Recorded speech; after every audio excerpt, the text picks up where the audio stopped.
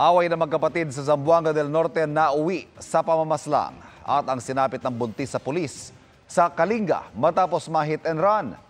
Paspasan natin ang ilang mga balita sa probinsya. Konsehal sa Nueva Ecija, patay matapos pagbabarili ng riding in tandem. Ayon sa pulisya, sakay ng motorsiklo ang biktima nang tambangan siya at tamaan ng bala sa ulo. Naghatid lang daw ito ng apo sa eskwelahan. Inaalam pa ang pagkakakilanlan ng mga sospek. Buntis na pulis, patay ng ma-hit and run sa Tabuk City, Kalinga. Dead on arrival siya sa ospital. Naaresto naman ang sospek na dating kapitan ng barangay. 8 taong gulang na bata sugatan matapos mabundol ng truck ng basura sa Lipa City, Batangas.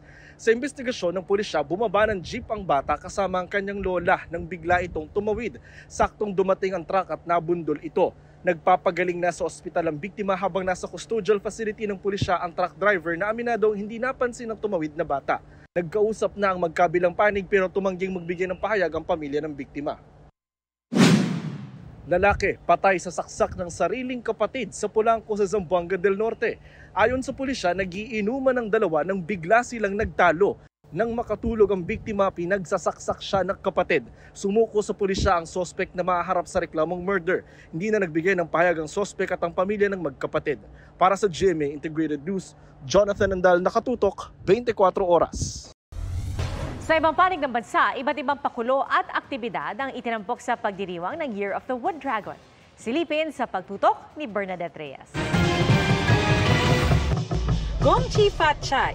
Halos mapuno ng lion dancers ang stage sa makulay at maingay na pagsalubong ng Chinese New Year sa Cagayan de Oro City. May pasiklaban ng performances. Tampok din ang ilang tradisyonal na Chinese dance. May lumakad sa malaking bola.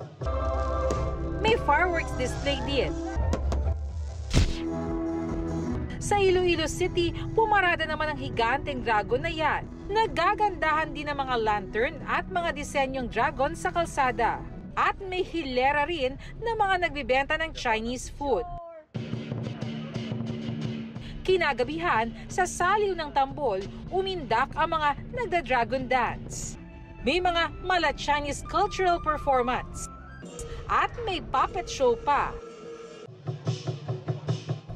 Spicy rin ang Chinese New Year sa Naga City. Enjoy ang mga Bicolano sa Fiestang Chinoy 2024 gaya ng cultural show at mahabang dragon parade. Sa ilang establishmento, may malaking dragon piece pa na bumubuga pa ng usok. Sa Tuguegarao, dinagsa naman ang isang mall dahil sa Lion and Dragon Dance Show.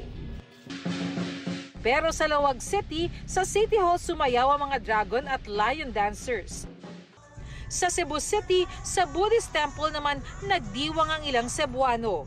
Sa wishing tree na ito, nakasabit ang mga papel ng mga wish ng ilang bumisita ngayong Year of the Wood Dragon.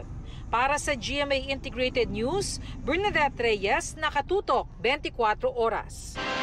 Nakiisa rin sa pagdiriwang ng Chinese New Year sina Pangulong Bongbong Marcos at Vice President Sara Duterte. Sa pahayag ng Pangulo, sinabi niyang gawing inspirasyon ang mga napagtagumpayan noong 2023 para sa mas maunlad na bansa ngayong 2024. Ang Year of the Wood Dragon daw ay simbolo ng pagiging matapang at matatag sa pagharap sa mga pagsubok na dumarating. Ganyan din ang paglalarawan ni Vice President Sara Duterte sa kanyang mensahe para sa Chinese New Year. Sabay udyok sa mga mamamayan na salubungin ang bagong taon ng may bukas na puso at positibong pananaw sa buhay. Ayon naman kay Department of National Defense Secretary Gilbert Chodoro Jr., sana raw salubungin ng lahat ang taon ng may inobasyon at teknolohiya para makabuo ng matatag na nasyon. Dagdag niya, sana ay magkaroon ng respeto sa international law at sa kasagraduhan sa sovereignty at territorial integrity. Back-to-back celebration ang dinaluhan ng ilang Kapuso stars sa GMA Kapuso Mall Show sa Pampanga at Bacolod. Si Kapuso Ultimate star Jeneline Mercado, ano kaya ang balak ni Valentine's kasama si Dennis Trillo? Yan ang report ni Eileen Pedreso ng GMA Regional TV 1 Western Visayas. Walang kapalit na saya ang na-experience ng Kapuso fans sa GMA Regional TV Kapuso Mall Show kasama ang cast ng GMA Prime series na Love, Die, Repeat sa Apalit, Pampanga. Present sina Zian Lim at Valine Montenegro na may sample pang ngiyang inspired sa kanyang karakter. Alam mo, iba ang may pakialam sa nangingialam! Tumindi pa ang excitement nang mag-perform si Angela played by Kapuso Ultimate star Jeneline Mercado. Few days before Valentine's, ano bang plans ni Valine at Jeneline? Chill na muna tayo. We had a whole day of our wedding. Just in time for Chinese New Year, shinare ni Zian ang celebration niya this year na may special message pa sa fans. Kasabay naman ng Bacolod Jet Festival sa City of Smiles, all smiles din ang Bacolod noon sa pagsalubong sa mga kapuso. Bumisita muna sila sa Yuan Thong Temple upang magdasal.